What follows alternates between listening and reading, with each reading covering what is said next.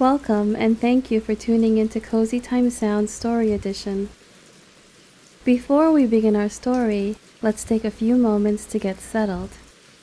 With your eyes closed and your breathing steady, take slow deep breaths and focus on the air entering and leaving your lungs.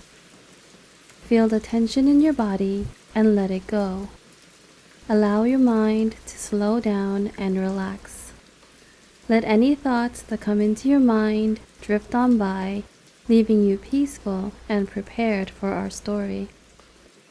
Tonight's story is a retelling of Aladdin and the Wonderful Lamp. I hope you enjoy it.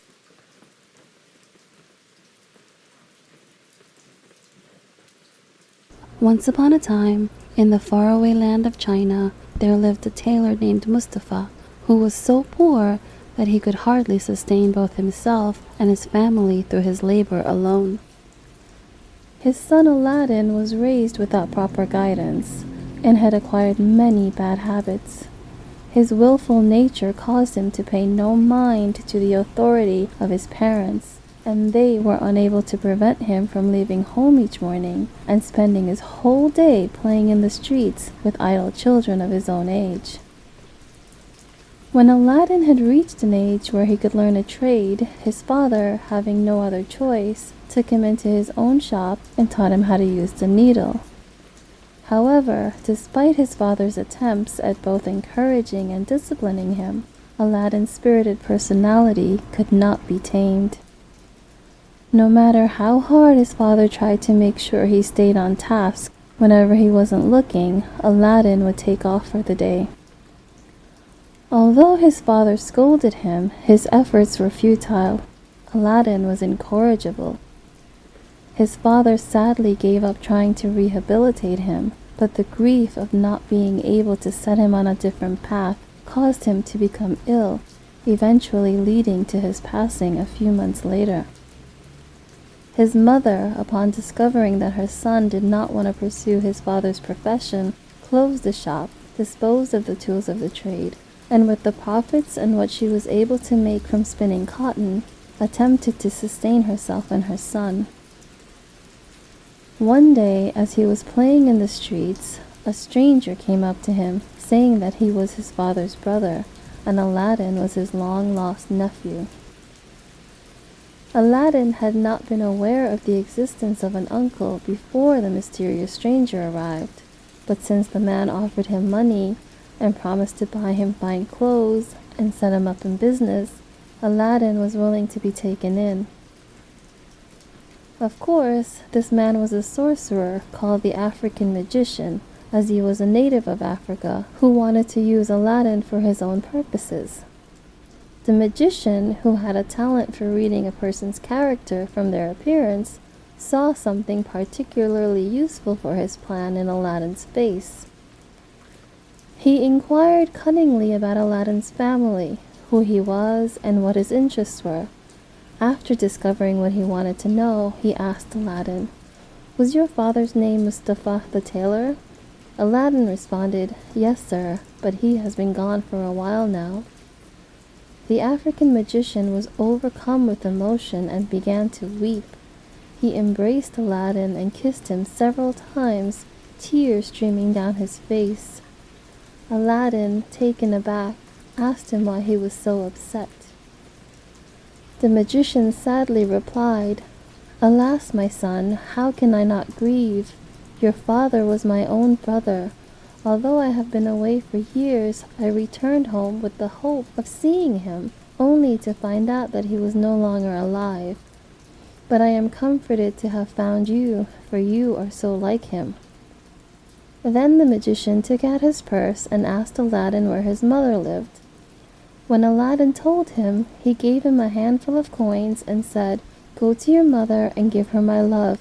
I will come to visit her tomorrow so that I may have the pleasure of seeing where my beloved brother lived." Aladdin was filled with joy and rushed to his mother. "Mother," he said, "do I have an uncle?"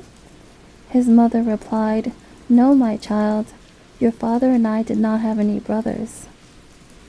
Aladdin then said, I just came from a man who claims to be my uncle on my father's side. He's very emotional when I told him my father was dead, and he gave me this money to show it's true.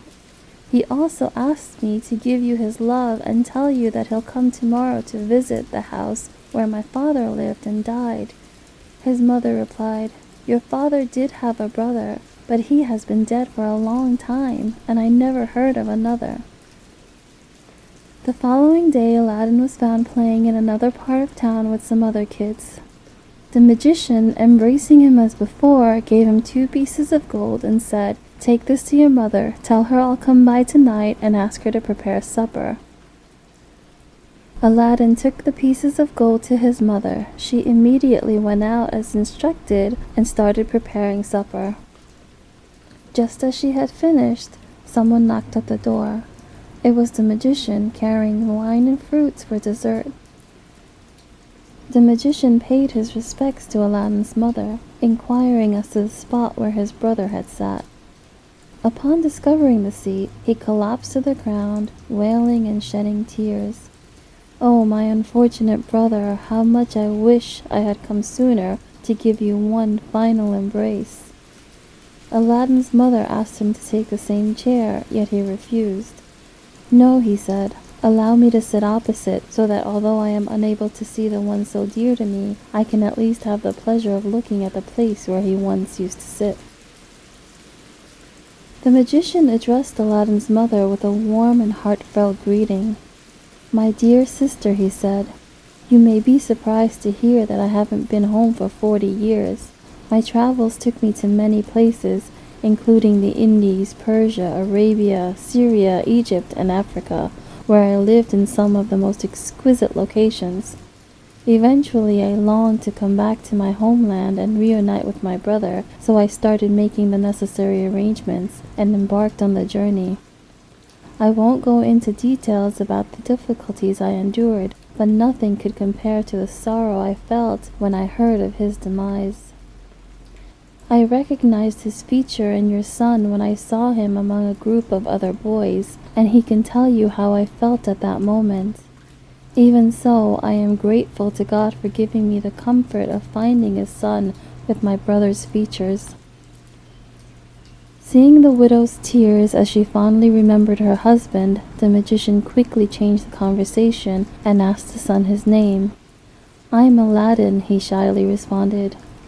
"Well, Aladdin," the magician continued, "what do you do for work? Are you in any trade?" Aladdin looked away, embarrassed as his mother replied, "Aladdin is a lazy person. His father worked hard to teach him a trade, but failed. Since his death, he has been aimless and still behaves like a child. Unless someone helps him understand it's time to grow up, I'm afraid he'll never achieve anything. We have no money, and I must work hard spinning cotton just to get by. I'm determined to soon make him fend for himself." When Aladdin's mother began to cry, the magician said, "This is not a good sign, my nephew. Have you thought about which trade you would like to do? Perhaps it's different from your father's. Don't be afraid to tell me, and I will try to help you.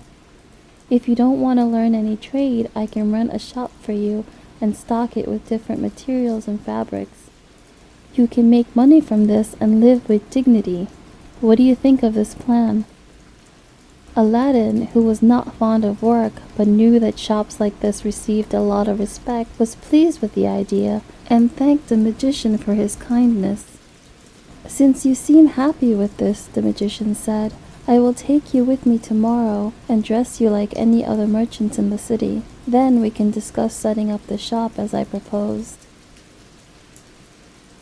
The widow was no longer in doubt that the magician was her husband's brother, once he had promised to show kindness to her son.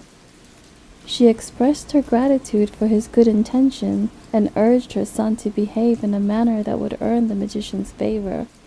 Then they enjoyed supper together and discussed a variety of topics. Eventually, as the night got later, the magician bid them farewell and departed. The following day, the magician once again made an appearance, this time with a stunning set of garments for Aladdin, as well as plenty of delicious snacks. They spent some time walking around while the stranger told him many captivating stories, all the while to amuse him. After they had walked a long way, they came to a narrow valley bounded on either side by tall, gloomy-looking mountains. Aladdin was beginning to feel tired, and he did not like the look of this place at all. He wanted to turn back, but the stranger would not let him. He made Aladdin follow him still further, until at length they reached the place where he intended to carry out his evil design. Then he made Aladdin gather sticks to make a fire, and when they were in a blaze, he threw into them some powder, at the same time saying some mystical words, which Aladdin could not understand. Immediately they were surrounded by a thick cloud of smoke. The earth trembled and burst open at their feet, disclosing a large flat stone with a brass ring fixed in it. Aladdin was so terribly frightened that he was about to run away, but the magician gave him such a blow on the ear that he fell to the ground. Poor Aladdin rose to his feet with eyes full of tears and said reproachfully, "Uncle, what have I done that you should treat me so?" "You should not have tried to run away from me," said the magician, "when I have brought you here only for your own advantage. Under this stone there is a hidden treasure which will make you richer than the richest monarch in all the world. You alone may touch it. If I assist you in any way, the spell will be broken, but if you obey me faithfully, we shall both be rich for the rest of our lives. Come, take hold of the brass ring and lift the stone." Aladdin forgot his fears in the hope of gaining this wonderful treasure, and took hold of the brass ring. It yielded at once to his touch, and he was able to lift the great stone quite easily and move it away, which disclosed a flight of steps leading down into the ground. "Go down these steps," commanded the magician, "and at the bottom you will find a great cavern divided into 3 halls full of vessels of gold and silver, but take care you do not meddle with these. If you touch anything in the halls, you will meet with instant death. The 3rd hall will bring you into a garden planted with fine fruit trees. When you have crossed the garden, you will come to a terrace where you will find a niche, and in the niche a lighted lamp. Take the lamp down, and when you have put out the light and poured away the oil, bring it to me. If you would like to gather any of the fruit in the garden, you may do so, provided you do not linger." Then the magician put a ring on Aladdin's finger, which he told him was to preserve him from evil, and sent him down into the cavern. Aladdin found everything just as the magician had said. He passed through the 3 halls, crossed the garden, took down the lamp from the niche, poured out the oil, put the lamp in his bosom, and turned to go back. As he came down from the terrace, he stopped to look at the trees of the garden, which were laden with wonderful fruits. To Aladdin's eyes, it appeared as if these fruits were only bits of colored glass, but in reality they were jewels of the rarest quality. Aladdin filled his pockets full of the dazzling things, for though he had no idea of their real value, he was attracted to their dazzling brilliance. He had so loaded himself with these treasures that when at last he came to the steps, he was unable to climb them without assistance. "Pray, uncle," he said, "give me your hand to help me out." "Give me the lamp first," said the magician. "Really, uncle, I cannot do so until I am out of this place." But the magician refused to help Aladdin up the steps until he had handed over the lamp. Aladdin was equally determined not to give it up until he was out of the cavern, and at last the magician fell into a furious rage. Throwing some more of the powder into the fire, he again said the magic words. No sooner had he done so than there was a tremendous thunderclap. The stone rolled back into its place, and Aladdin was a prisoner in the cavern. The poor boy cried aloud to his supposed uncle to help him, but it was all in vain. His cries could not be heard. The doors in the garden were closed by the same enchantment, and Aladdin sat down on the steps in despair, knowing that there was little hope of his ever seeing his mother again. For 2 terrible days he lay in the cavern waiting for death. On the third day, realizing that it could not now be far off, he clasped his hands in anguish, thinking of his mother's sorrow, and in doing so he accidentally rubbed the ring which the magician had put on his finger. Immediately a genie of enormous size rose out of the earth, and as Aladdin started back in fright, it said to him, "What would you have of me?" "Who are you?" gasped Aladdin. "I am the slave of the ring. I am ready to obey your commands," came the answer. Aladdin was still trembling, but the danger he was in already made him answer without hesitation, "Then if you are able, deliver me, I beg you, from this place." Scarcely had he spoken when he found himself lying on the ground at the place to which the magician had first brought him. He hastened home to his mother, who had mourned him as dead. As soon as he had told her all of his adventures, he begged her to get him some food, for he had now been 3 days without eating. "Alas, child," replied his mother, "I have not a bit of bread to give you." "Never mind, mother," said Aladdin, "I will go and sell the old lamp which I brought home with me. Doubtless I shall get a little money for it." His mother reached down the lamp, but seeing how dirty it was, she thought it would better sell if she cleaned it.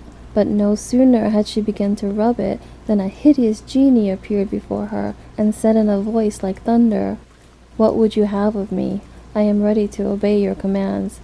Aladdin's mother fainted away at the sight of this creature, but Aladdin, having seen the genie of the ring, was not so frightened, and said boldly, "I am hungry, bring me something to eat."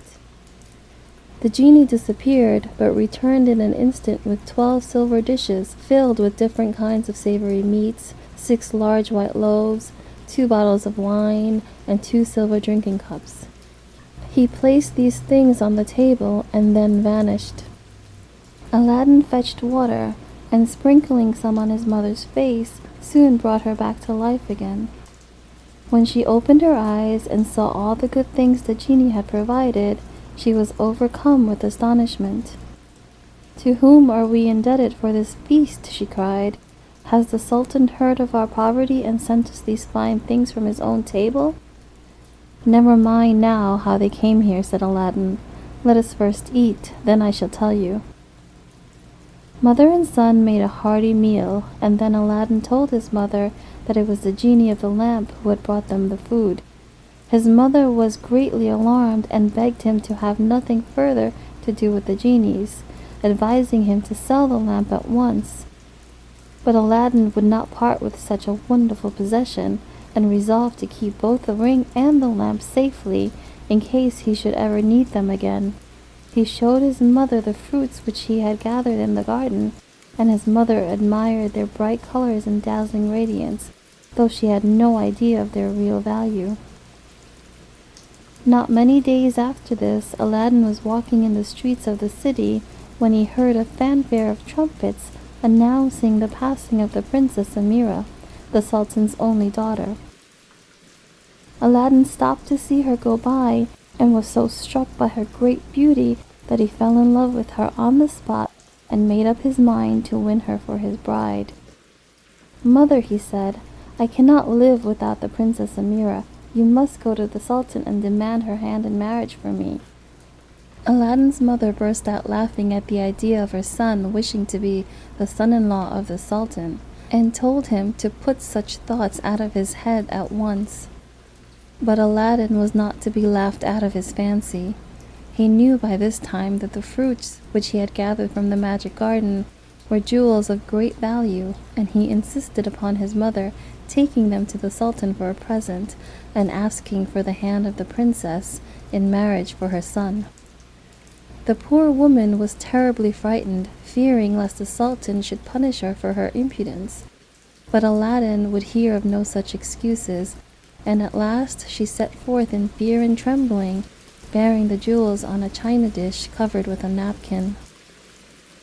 When she came before the Sultan, she told him with many apologies and pleas for forgiveness of her son's mad love for the Princess Amira. The Sultan smiled at the idea of the son of a poor old woman asking for the hand of his daughter, and asked her what she had under the napkin.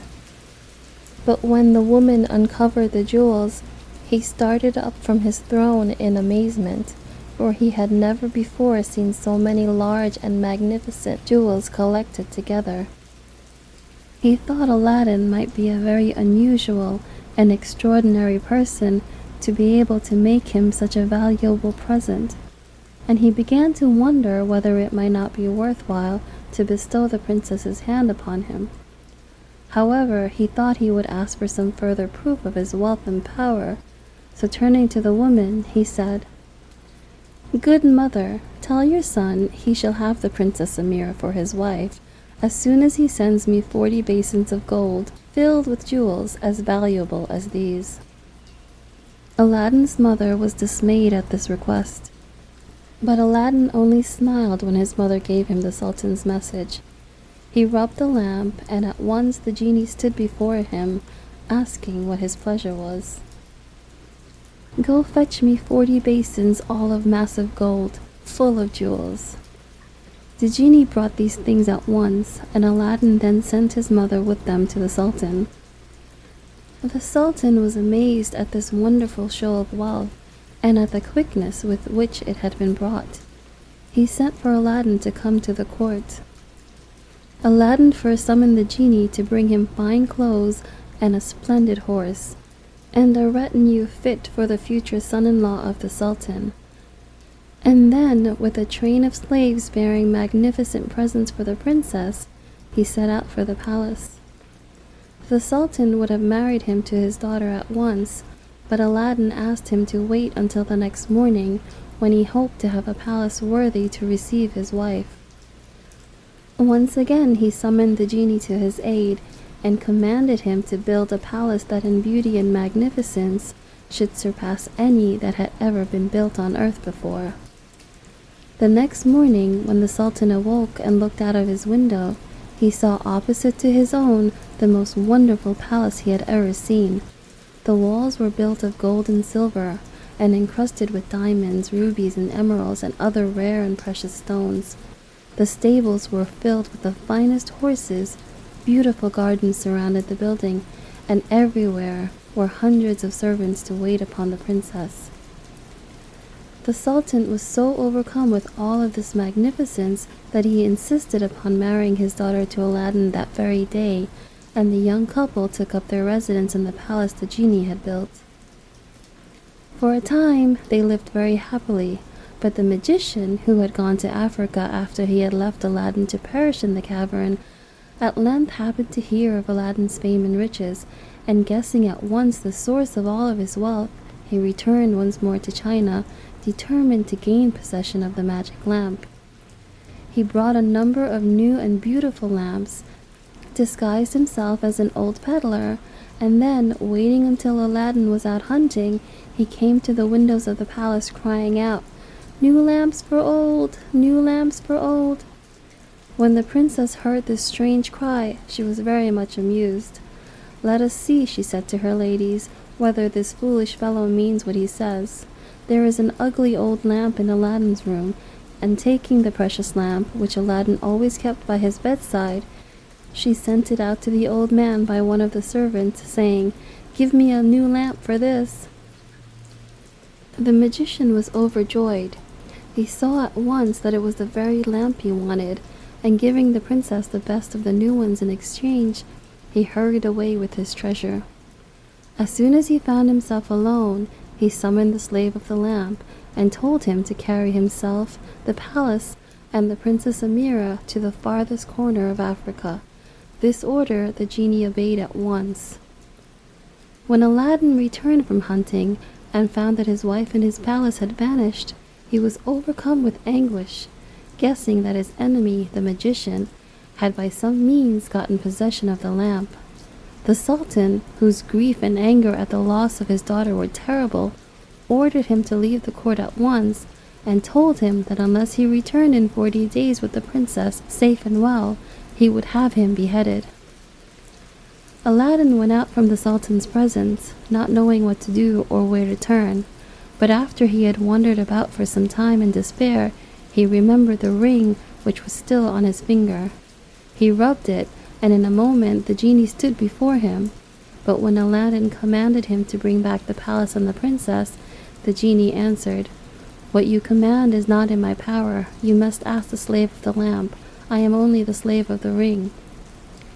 "Then," said Aladdin, "if you cannot bring my palace to me, I command you to take me to my palace." No sooner were the words out of his mouth than he found himself standing in Africa, close to the missing palace. The princess, who since the moment when the magician had had her in his power, had not ceased to weep and lament for her foolishness in exchanging the lamp, happened to be looking at the window, and when she saw Aladdin, she nearly fainted with joy, and sent the servant to bring him secretly into the palace. Then she and Aladdin made a plan to get the better of the magician and to recover the lost lamp. Aladdin summoned the genie of the ring and asked him for a very powerful sleeping powder, which he gave to the princess. Then Aladdin hid himself behind some curtains in the room, and the princess sent a message to the magician asking him to take supper with her. The magician was delighted at the princess's invitation and accepted it joyfully, never dreaming that Aladdin had found his way to Africa. As they were eating and drinking together, the princess put the sleeping powder into the magician's cup, and no sooner had he tasted it than he fell down in a deep sleep as if he had died. This was Aladdin's chance. Quickly coming out from behind the curtains, he snatched a lamp from the magician's bosom and called the genie to come to his assistance. The genie, having first thrown out the magician, then carried the palace with the princess and Aladdin back to the spot from which it had been taken. The Sultan's joy was great at receiving his daughter back. The whole city was given over to rejoicing, and for 10 days nothing was heard but the sound of drums and trumpets and cymbals, and nothing was seen but illuminations and gorgeous entertainments in honor of Aladdin's safe return. Aladdin and the princess ascended the throne after the Sultan died, and they lived long and happily and had many beautiful children.